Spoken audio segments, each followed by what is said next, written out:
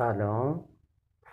سلامی به گرمای دمای طبیعی بدن انسان 37 درجه است.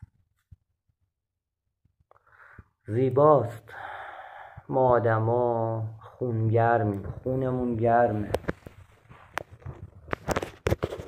ولی یه موقع میبینی که قسمت‌های دیگری از بدنمون سرده. چرا؟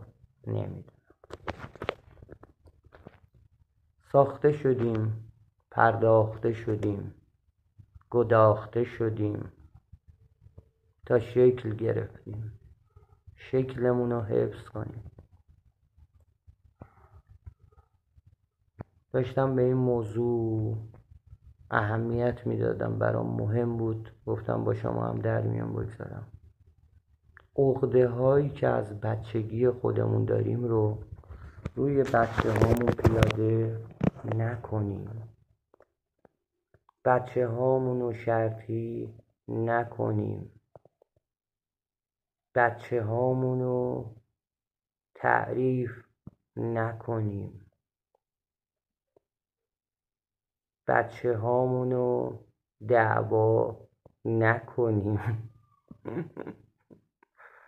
بچه هامون رو مقایسه نکنیم. همه اینایی که میخوایم بگیم زیادن. هر انسان یک DNA داره، هر انسان یک اثر انگشت داره. چرا؟ نمیدونم.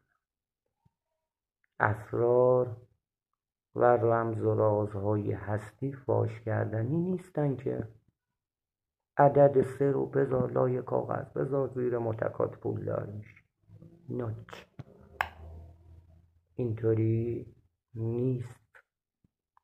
خودت باید با خودت دو تا 4 تا کنی. راه رسیدن به خودت رو پیدا کنی. خودت رو پیدا کن. بذار بچت هم خودش رو پیدا کنه.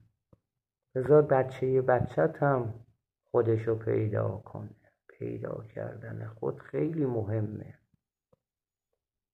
راه‌های رسیدن به خدا خیلی متفاوته. چقدر انسان رو کره خاکی داریم، به همون اندازه راه‌های رسیدن به خدا رو داریم. آگاهی یعنی پیدا کردن خودمون. تظاهر و تظهیر رو بذار کنار. خودت باش. بذار بچت هم